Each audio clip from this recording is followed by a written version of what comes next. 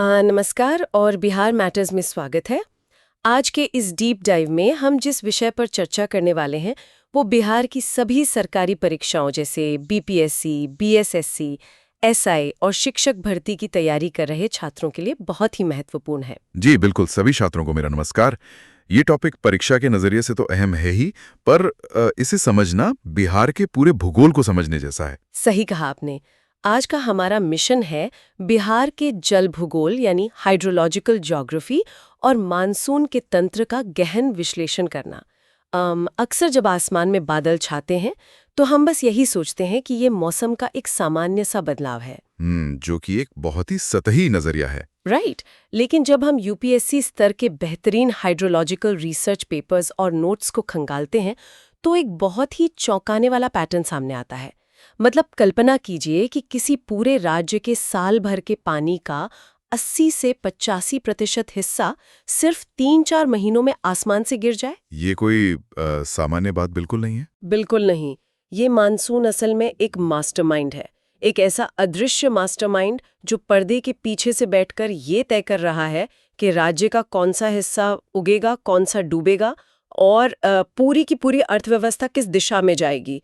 तो आज हम इसी मास्टरमाइंड की चालों को डिकोड करेंगे। देखिए, इस मास्टरमाइंड की कार्यप्रणाली को समझना ही सिविल सेवा परीक्षाओं का सबसे बड़ा रहस्य है। सिर्फ ये रट लेना कि मौसम विभाग के रजिस्टर में कितनी बारिश दर्ज की गई, ये पूरी कहानी नहीं बताता। असली हाइड्रोलॉजिकल विज्ञान इस बात में छुपा है कि ये बारिश आखिर बिहार में ही क्यों इस तरह से व्यवहार करती है। ये सिर्फ पानी बरसने की बात नहीं है। ये बारिश वहां की कृषि, अर्थव्यवस्था और आपदाओं के पूरे भूगोल को चलाने वाला मुख्य कह सकते हैं कि मुख्य इंजन है। तो इस इंजन के काम करने का तरीका क्या है? अगर इतना सारा पानी सिर्फ कुछ महीनों में आ रहा है तो इस मशीनरी की शुरुआत कहीं ना कहीं से तो होती होगी, राइट? जी। जो रिसर्च मटेरियल हम देख रहे हैं उसमें गर्मियों के दौरान भारतीय भूभाग के गर्म होने का जिक्र है। जी, यहीं से पूरी कहानी की नींव पड़ती है। गर्मियों के महीनों में पूरा उत्तर भारतीय भूभाग सूरज की सीधी तपिश से खौलने लगता है। और विज्ञान का सीधा सा नियम है कि जब जमीन इतनी तेजी से गर्म होती है तो उसके संपर्क में आने वाली हवा भी गर्म हो जाती है। और गर्म हवा हल्की होती है तो वो ऊपर की ओर उठने लगती है। बिल्कुल सही। जब हवा ऊपर उठ जाती है तो जमीन की सतह पर हवा का घनत्व कम हो जाता है। इसी को हम मौसम विज्ञान की भाषा में लो प्रेशर या निम्न दबाव का क्षेत्र कहते हैं। इंग्लिश मीडियम वाले छात्र इसे लो प्रेशर एरिया के रूप में नोट कर लें। मतलब वहां हवा का एक बहुत बड़ा खालीपन या कह लें कि निर्वात पैदा हो जाता है।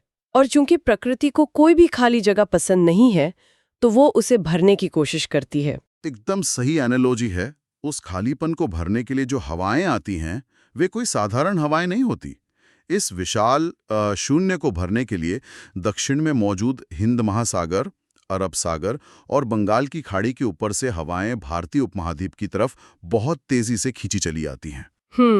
और क्योंकि ये हवाएं महासागरों के ऊपर से गुजर कर आ रही हैं तो ये अपने साथ भारी मात्रा में नमी यानी अथाह पानी लेकर आती हैं। लेकिन भारत तो बहुत विशाल है, हवाएं कई दिशाओं से आती हैं। स्रोतों के अनुसार बिहार के मामले में जो शाखा सबसे ज्यादा असर डालती है वह बंगाल की खाड़ी की शाखा या बे ऑफ बंगाल ब्रांच है।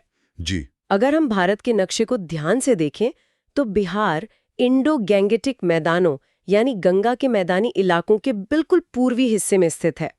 तो जब बंगाल की खाड़ी से मानसूनी हवाएं उठकर उत्तर पश्चिम की ओर मुड़ती हैं तो बिहार सीधे उनके रास्ते में एक हाईवे की तरह मौजूद रहता है। देखिए, ये जो नमी का हाईवे शब्द आपने इस्तेमाल किया, जी। ये भौगोलिक स्थिति को समझने के लिए बहुत ही सटीक है। जब बंगाल की खाड़ी से उठी हवाएं इस हाईवे पर चलना शुरू करती हैं तो वे बिना किसी बड़ी रुकावट के सीधे बिहार में प्रवेश करती हैं। और ये प्रवेश कब होता है? ये मानसूनी सिस्टम आमतौर पर मध्य जून के आसपास बिहार की पूर्वी सीमा पर अपनी पहली दस्तक देता है। राइट। और ये पूरे राज्य में एक साथ नहीं बरसता। इस प्रक्रिया को समझने के लिए हम मानसून की इन हवाओं की तुलना एक बहुत बड़े वाटर डिलीवरी ट्रक से कर सकते हैं। अच्छा, वाटर डिलीवरी ट्रक। जी। मान लीजिए यह एक विशाल ट्रक है जो बंगाल की खाड़ी से पूरा पानी भरकर चला है और पूर्वी बिहार से राज्य में प्रवेश कर रहा है। अब जैसे जैसे यह ट्रक पूरब से पश्चिम की तरफ आगे बढ़ता है, ये अपना पानी गिराता चलता है। बहुत ही बढ़िया उदाहरण है ये। और जब तक ये ट्रक पश्चिमी छोर तक पहुंचता है जी। तब तक इसके टैंक में पानी काफी कम हो चुका होता है। इसे हम भूगोल में समुद्र से दूरी का प्रभाव या कॉन्टिनेंटैलिटी इफेक्ट कहते हैं। बंगाल की खाड़ी नमी का प्राथमिक स्रोत है। मानसूनी हवाएं जैसे जैसे तटीय और शुरुआती मैदानी इलाकों को पार करके महाद्वीप के अंदरूनी हिस्सों में गहराई तक जाती हैं, वे अपनी नमी लगातार खोती जाती हैं। मतलब ट्रक का जो ईंधन है वो वही नमी है जो सफर में लगातार खर्च हो रही है। बिल्कुल। और यही कारण है कि बिहार में पूरब से पश्चिम की ओर जाने पर बारिश की मात्रा लगातार घटती जाती है। ये कोई संयोग नहीं है, ये वायुमंडलीय भौतिकी का सीधा असर है। और सितंबर के अंत या अक्टूबर की शुरुआत तक जब ये मानसून वापस लौटना शुरू करता है, तब तक कुल सालाना बारिश का 80 से 85% हिस्सा केवल इसी अंतराल में गिर चुका होता है। जी। और जब किसी भी भौगोलिक क्षेत्र को अपने साल भर के पानी का इतना बड़ा हिस्सा इतने कम समय में मिल जाए, तो उस क्षेत्र की पूरी पारिस्थितिकी को उसी के अनुसार ढलना पड़ता है। और इस डिलीवरी ट्रक वाले लॉजिक को हम जमीन पर उतार कर देखें तो बारिश का जो असमान वितरण है वो बहुत साफ नजर आने लगता है। अध्ययन सामग्री के आंकड़ों पर गौर करें तो बिहार में औसत वार्षिक वर्षा 1000 मिलीमीटर से 1700 मिलीमीटर के बीच झूलती है। जी, पर ये बारिश पूरे राज्य में बराबर नहीं बढ़ती। राइट। उत्तर पूर्व के इलाकों में जहां ये मानसूनी ट्रक सबसे पहले पहुंचा, जैसे किशनगंज का इलाका, वहां सबसे ज्यादा बारिश दर्ज की जाती है। लेकिन दूसरी तरफ दक्षिण पश्चिम में जैसे रोहतास के पठारी इलाकों तक आते आते ये बारिश सबसे कम हो जाती है। देखिए, इस पूरी वितरण प्रणाली में एक और बहुत बड़ी भौगोलिक संरचना शामिल है जो स्थिति को और भी जटिल बनाती है, और वो है हिमालय पर्वत श्रृंखला। हाँ, हिमालय का क्या रोल है इसमें? जब बंगाल की खाड़ी से आने वाली नमी भरी हवाएं मैदानी इलाकों से होकर उत्तर की ओर बढ़ती हैं, तो हिमालय एक विशाल दीवार की तरह उनके सामने खड़ा हो जाता है। हवाएं इतनी ऊंची दीवार को पार नहीं कर पाती, तो हवाओं के पास ऊपर उठने के अलावा कोई विकल्प नहीं बचता। बिल्कुल। जब ये भारी नमी वाली हवाएं पहाड़ों के सहारे ऊपर की ओर उठती हैं, तो ऊंचाई के साथ तापमान कम होने लगता है। यानी हवा ठंडी होने लगती है। जी, हवा ठंडी होती है। हाँ। और उसमें मौजूद नमी संघनित होकर भारी बारिश के रूप में सीधे नीचे गिरती है। राइट। इसे ही ऑरोग्राफिक प्रभाव या पर्वतीय वर्षा कहा जाता है। राइट। यही मुख्य कारण है कि हिमालय की तलहटी से लगे उत्तरी बिहार के इलाकों में दक्षिणी मैदानी इलाकों की तुलना में इतनी भारी बारिश दर्ज की जाती है। लेकिन यहाँ मेरी एक उलझन है। हाँ। एक तार्किक सवाल उठता है, अगर हिमालय एक दीवार की तरह काम कर रहा है और हवाओं को रोककर बारिश करवा रहा है, तो फिर पूरे उत्तरी बिहार में एक समान बारिश क्यों नहीं होती? ये एक बहुत ही अच्छा सवाल है। मतलब हिमालय तो पूरे उत्तर में फैला हुआ है ना, फिर उत्तरी बिहार का पश्चिमी हिस्सा उत्तरी बिहार के पूर्वी हिस्से के मुकाबले पीछे क्यों छोड़ जाता है? पश्चिमी चंपारण में किशनगंज जैसी बारिश क्यों नहीं होती? यहाँ छात्रों को उन दोनों सिद्धांतों को एक साथ रखकर देखना होगा। हिमालय हवाओं को ऊपर उठाने का काम जरूर कर रहा है, जो बारिश होने के लिए एक बहुत जरूरी शर्त है, लेकिन हवा के ऊपर उठने पर बारिश तभी होगी जब उस हवा के अंदर पर्याप्त नमी मौजूद हो। अच्छा, तो नमी वाली बात वापस आ गई। जी, पश्चिमी चंपारण या उत्तरी बिहार के पश्चिमी हिस्सों तक पहुंचते पहुंचते उन मानसूनी हवाओं ने पूर्वी भारत और पूर्वी बिहार में अपनी ज्यादातर नमी पहले ही गिरा दी होती है। यानी पहाड़ हवा को ऊपर तो धकेल रहा है, लेकिन उस मानसूनी ट्रक के पास अब गिराने के लिए पानी ही नहीं बचा है। बिल्कुल सही। हिमालय की दीवार और समुद्र से दूरी, ये दोनों कारक एक साथ मिलकर काम करते हैं। सिर्फ एक भौगोलिक तत्व से पूरी तस्वीर नहीं समझी जा सकती। जब दूरी के कारण नमी कम हो जाती है, तो पहाड़ के होने के बावजूद बारिश की मात्रा वैसी नहीं हो सकती जैसी पूर्वी हिस्सों में होती है। ये मैकेनिज्म ये तो साफ कर देता है कि पानी कहाँ और कितना गिरेगा। अब अगर उस पानी के असर की बात करें, तो जो नोट्स हम देख रहे हैं वो एक बहुत ही विरोधाभासी तस्वीर पेश करते हैं। किस तरह का विरोधाभास? मतलब ये बारिश एक तरफ कृषि के लिए सबसे बड़ा वरदान है, तो दूसरी तरफ विनाशकारी बाढ़ के रूप में एक अभिशाप भी है। ये तो एक दो-धारी तलवार हो गई। जी बिल्कुल। अगर हम पहले कृषि वाले पहलू को समझें, तो बिहार की जो खरीफ की फसल है, विशेषकर धान, वो पूरी तरह इसी दक्षिण पश्चिम मानसून के भरोसे हैं। देखिए, धान जैसी फसल को बढ़ने के लिए खड़े पानी की जरूरत होती है। मानसून के दौरान होने वाली अच्छी बारिश सिर्फ फसल का उत्पादन ही नहीं बढ़ाती, बल्कि ये एक और बहुत ही महत्वपूर्ण काम करती है। भूजल को रिचार्ज करना। जी, ये जमीन के नीचे के पानी यानी ग्राउंड वाटर को भी रिचार्ज करती है, जो साल के बाकी महीनों में सिंचाई और पीने के काम आता है। और अगर ये मॉनसून कमजोर पड़ जाए तो पूरी व्यवस्था ताश के पत्तों की तरह बिखरने लगती है। सूखा पड़ता है, फसलें बर्बाद होती हैं और इसका सबसे खौफनाक नतीजा होता है पलायन। आजीविका खत्म होने पर बड़े पैमाने पर लोगों को अपना घर छोड़ने पड़ते हैं। ये बारिश का जीवन देने वाला और जीवन छीनने वाला रूप है। लेकिन इसका जो दूसरा रूप है, बाढ़, वो और भी ज्यादा जटिल है। उत्तर बिहार, विशेष रूप से कोसी और बागमती नदियों का बेसिन, देश के सबसे ज्यादा बाढ़ प्रभावित क्षेत्रों में से एक माना जाता है। इस बाढ़ का कारण सिर्फ बिहार के आसमान से गिरने वाली भारी बारिश नहीं है। तो और क्या कारण है? इसका मुख्य कारण है हिमालय से निकलने वाली नदियां, बिहार का बिल्कुल सपाट मैदानी इलाका और उन नदियों में मौजूद भारी मात्रा की गाद यानी सेडिमेंट। और यहीं पर कहानी में नेपाल की एंट्री होती है, राइट?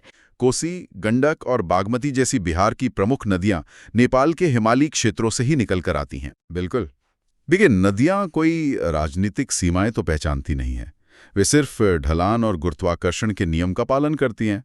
नेपाल के पहाड़ों पर जो जलग्रहण क्षेत्र हैं, जब वहां मूसलाधार बारिश होती है तो वो सारा पानी बहुत तेज गति से नीचे की ओर भागता है। और जैसे ही ये पानी पहाड़ों से उतरकर बिहार के बिल्कुल सपाट मैदानी इलाकों में प्रवेश करता है, इसकी गति अचानक कम हो जाती है। इसे समझने के लिए एक बहुत ही साधारण सी उपमा ली जा सकती है। मान लीजिए किसी इमारत में ऊपर वाले फ्लैट की पानी की टंकी का नल खुला रह गया हो। अब नीचे वाले फ्लैट में रहने वाला इंसान चाहे जितनी भी सफाई कर ले या पानी को रोकने की व्यवस्था कर ले, जब तक ऊपर से पानी बहकर आ रहा है, नीचे वाले का घर भरता ही रहेगा। ये बहुत ही सटीक उपमा है। और उस पानी के साथ एक और चीज आ रही है जो स्थिति को बदतर बनाती है, वो है गाद या मिट्टी। गाद से इतना नुकसान कैसे होता है? देखिए, हिमालय एक युवा पर्वत श्रृंखला है। जब पानी वहां से तेज रफ्तार से नीचे आता है तो वो अपने साथ भारी मात्रा में मिट्टी और पत्थर काट कर लाता है। अच्छा। मैदानी इलाके में आते ही नदी की रफ्तार धीमी होती है और वो सारा मलबा नदी के तल में जमा होने लगता है। इसके कारण नदी का तल ऊपर उठ जाता है और थोड़ा सा भी अतिरिक्त पानी आने पर वो किनारों को तोड़कर बाहर मैदानी इलाकों में फैल जाता है। इसीलिए कहा जाता है कि बिहार में बाढ़ को सिर्फ एक स्थानीय बारिश की समस्या के रूप में नहीं देखा जा सकता। जब तक पानी के उद्गम और ढलान को पूरी तरह से नहीं समझा जाएगा, ये एक अनसुलझी पहेली ही बनी रहेगी। जी, ये एक बहुत ही जटिल ट्रांसबाउंडरी यानी सीमाओं के पार फैला हुआ वर्षा नदी इंटरैक्शन है। नेपाल में गिरने वाली एक एक बूंद पानी का सीधा हिसाब बिहार के मैदानी इलाकों को चुकाना पड़ता है। अब इस पूरी उलझी हुई गुत्थी में एक नया और बहुत ही खतरनाक एक्स फैक्टर जुड़ गया है, और वो है जलवायु परिवर्तन या क्लाइमेट चेंज। बिल्कुल। ऐतिहासिक रूप से नदियों में बाढ़ आना और किनारों का टूटना तो सदियों से चला आ रहा है, लेकिन अब जो तथ्य सामने आ रहे हैं वे बताते हैं कि बारिश का अपना चरित्र ही बदल रहा है। अब एक नई तरह की अनिश्चितता पैदा हो गई है। अध्ययन सामग्री में इसके लिए वर्षा की परिवर्तनशीलता या वेरिएबिलिटी जैसे शब्दों का इस्तेमाल किया गया है। समय और स्थान दोनों के संदर्भ में ये अनिश्चितता बहुत हावी हो चुकी है। साल दर साल बारिश का पैटर्न अप्रत्याशित हो गया है। पहले एक तय पैटर्न होता था जिससे किसान अपनी बुआई की योजना बनाते थे, लेकिन अब चरम घटनाओं या एक्सट्रीम इवेंट्स का ग्राफ ऊपर जा रहा है। बारिश के कुल दिनों की संख्या कम हो रही है, लेकिन जब पानी गिरता है तो वो बहुत कम समय में और बहुत ही प्रचंड रूप में गिरता है। बादलों के फटने जैसी घटनाएं, जहां कुछ ही घंटों में इतनी बारिश हो जाती है जितनी पहले कई हफ्तों में होती थी। और इस नए ट्रेंड का सबसे भयावह रूप अब हमें शहरों में देखने को मिल रहा है। पटना और मुजफ्फरपुर जैसे प्रमुख शहर जो ऐतिहासिक रूप से नदियों की बाढ़ से जूझते थे, अब शहरी बाढ़ या अर्बन फ्लडिंग का शिकार हो रहे हैं। राइट। ये नदियों का पानी नहीं है जो शहरों में घुस रहा है, बल्कि ये वो बारिश का पानी है जो शहरों के अंदर गिर रहा है और बाहर नहीं निकल पा रहा। यहाँ मुझे फिर थोड़ी उलझन हो रही है। जब हम शहरी बाढ़ की बात करते हैं तो अध्ययन सामग्री में खराब जल निकासी, नालों पर अतिक्रमण और वेटलैंड्स के नष्ट होने को भी मुख्य कारण बताया गया है। जी बिल्कुल बताया गया है। तो क्या ऐसा नहीं है कि शहरों में जो अवैध निर्माण हुआ है और जो खराब शहरी नियोजन है, उसका सारा ठीकरा सीधे तौर पर जलवायु परिवर्तन के सिर फोड़ दिया जा रहा है? क्या जलवायु परिवर्तन का नाम लेकर हम अपनी बुनियादी ढांचे की नाकामियों को छिपाने की कोशिश नहीं कर रहे हैं? देखिए, ये एक बहुत ही विश्लेषणात्मक सवाल है। असल में दोनों चीजें एक साथ मिलकर इस संकट को जन्म दे रही हैं। ये सच है कि जलवायु परिवर्तन ने बारिश की तीव्रता बढ़ा दी है। कम समय में ज्यादा पानी आसमान से गिर रहा है। लेकिन इस पानी से निपटने की जो प्राकृतिक व्यवस्था थी, उसे पूरी तरह से खत्म कर दिया गया है। शहरों के आसपास हमेशा बड़े-बड़े वेटलैंड्स या आर्द्र भूमियां हुआ करती थीं। जो एक प्राकृतिक स्पंज की तरह काम करती थीं और अतिरिक्त पानी को सोख लेती थीं। बिल्कुल। जब भारी बारिश होती थी तो ये वेटलैंड्स पानी को सोख लेते थे और धीरे-धीरे जमीन के अंदर रिसने देते थे। लेकिन जैसे-जैसे शहर का विस्तार हुआ, उन वेटलैंड्स को पाटकर वहां कंक्रीट की इमारतें खड़ी कर दी गईं। और कंक्रीट पानी को सोख नहीं सकता। सही कहा। अब जब वो नई और ज्यादा तीव्र बारिश का पानी इन कंक्रीट के शहरों पर गिरता है, तो उसे सोखने के लिए कोई प्राकृतिक स्पंज नहीं बचा है। और जो ड्रेनेज सिस्टम बनाए गए हैं, वो इतने पुराने हैं या उन पर इतना अतिक्रमण हो चुका है कि इतनी बड़ी मात्रा में अचानक आए पानी को बाहर नहीं निकाल सकते। तो जब पानी को जमीन के नीचे जाने का रास्ता नहीं मिलता और बहने के लिए नाले नहीं मिलते, तो वो सड़कों पर ही जमा होने लगता है। प्राकृतिक बदलाव ने चुनौती जरूर बढ़ाई है, लेकिन मानवीय हस्तक्षेप ने उस चुनौती से निपटने की ढाल ही तोड़ दी है। जी, प्राकृतिक बदलाव और मानवीय गलतियों का ये एक बहुत ही खतरनाक मिश्रण है, जो अब बड़े शहरों को डूबने पर मजबूर कर रहा है। मतलब खतरा दो तरफा है। अब इस स्थिति में जब मॉनसून की अनिश्चितता लगातार बढ़ रही है और हमारी प्राकृतिक ढाल टूट चुकी है, तो सवाल ये उठता है कि भविष्य का रास्ता क्या है। जो रिसर्च हम देख रहे हैं वो सिर्फ समस्याओं तक सीमित नहीं है, उसमें समाधान और प्रबंधन की रणनीतियों का भी जिक्र है। सबसे महत्वपूर्ण बात जो उभर कर आती है वो है उन्हीं वेटलैंड्स और पारिस्थितिकी तंत्र का पुनरुद्धार और संरक्षण, जिनकी अभी हमने बात की। हमें अपने प्राकृतिक स्पंज वापस चाहिए होंगे। इसके साथ ही चेतावनी प्रणालियों या बाढ़ पूर्वानुमान प्रणाली, अर्ली वार्निंग सिस्टम्स को और अधिक सटीक बनाना होगा। ये जानना बहुत जरूरी है कि कब और कहां अचानक भारी बारिश होने वाली है, ताकि तैयारी की जा सके। राइट। वर्षा जल संचयन और शहरी स्तर पर ड्रेनेज के बुनियादी ढांचे को फिर से डिजाइन करना अब समय की सबसे बड़ी मांग है। और अगर कृषि की बात करें, जो कि इस पूरे इकोसिस्टम की रीढ़ है, तो वहां भी बड़े बदलावों की जरूरत है। जी, जलवायु अनुकूल कृषि या क्लाइमेट रेजिलिएंट एग्रीकल्चर की तरफ मुड़ना अब कोई विकल्प नहीं रह गया है, बल्कि ये आने वाले समय की सबसे बड़ी आवश्यकता है। चूंकि मॉनसून पर हमारी पुरानी निर्भरता अब सुरक्षित नहीं रही है, इसलिए खेती के तरीकों को बदलना होगा। ऐसे तरीकों को अपनाना होगा जो कम पानी में भी जीवित रह सकें और अचानक भारी बारिश होने पर भी जल्दी खराब ना हो। तो इन सारी कड़ियों को जोड़ने के बाद जो तस्वीर बनती है वो बहुत ही साफ है। बिहार के संदर्भ में बारिश को सिर्फ आसमान से गिरने वाली कुछ बूंदें या एक मौसमी बारिश समझना एक बहुत बड़ी रणनीतिक भूल होगी। बिल्कुल। ये वो केंद्रीय हाइड्रोलॉजिकल ताकत है जो ये तय करती है कि खेत लहलहाएंगे या सूख जाएंगे, गांव बसेंगे या उजड़ेंगे, और पूरी अर्थव्यवस्था कैसे काम करेगी। इसे पूरी तरह समझे बिना बिहार के भूगोल और उसके भविष्य की बात करना अधूरा है। सभी उम्मीदवारों को इस कॉन्सेप्ट को अच्छे से रिवाइज करना चाहिए। जी, और इन सभी दस्तावेजों और रिसर्च से गुजरने के बाद एक बहुत ही गहरा सवाल मन में रह जाता है। जिस तरह से जलवायु परिवर्तन मॉनसून को और भी अधिक उग्र और अप्रत्याशित बना रहा है, उसे देखते हुए सोचने वाली बात यह है कि बिहार का भविष्य किस दिशा में जाएगा। बहुत ही विचारणीय प्रश्न है। क्या आने वाले दशकों में हम प्रकृति की इस उग्रता से लड़ने के लिए और ज्यादा ऊंचे तटबंध, विशाल बांध और भारी भरकम कंक्रीट की ड्रेनेज बनाने पर जोर देंगे, या फिर पीढ़ियों से चली आ रही अपनी पारंपरिक कृषि पद्धतियों और जीवन शैली में एक बुनियादी बदलाव लाकर प्रकृति के इस नए रूप के साथ तालमेल बिठाकर जीना सीखेंगे? राइट। क्या हम कंक्रीट की दीवारों से पानी को रोकने की कोशिश करेंगे या उसके इस नए और अप्रत्याशित रूप के साथ रहना सीखेंगे? मेरा मानना है कि ये वो चुनाव है जो आने वाले समय में इस क्षेत्र का भविष्य तय करेगा। अगली क्लास में हम इसी सीरीज को आगे बढ़ाएंगे। बिल्कुल, यह एक ऐसा सवाल है जिस पर हम सबको सोचना होगा। परीक्षा के दृष्टिकोण से ये सभी बिंदु बेहद अहम है, इसलिए इन्हें अच्छे से तैयार करें। आज के सत्र के लिए बस इतना ही। बिहार मैटर्स की तरफ से हमारे साथ जुड़ने के लिए धन्यवाद। सुरक्षित रहें और अपनी तैयारी जारी रखें।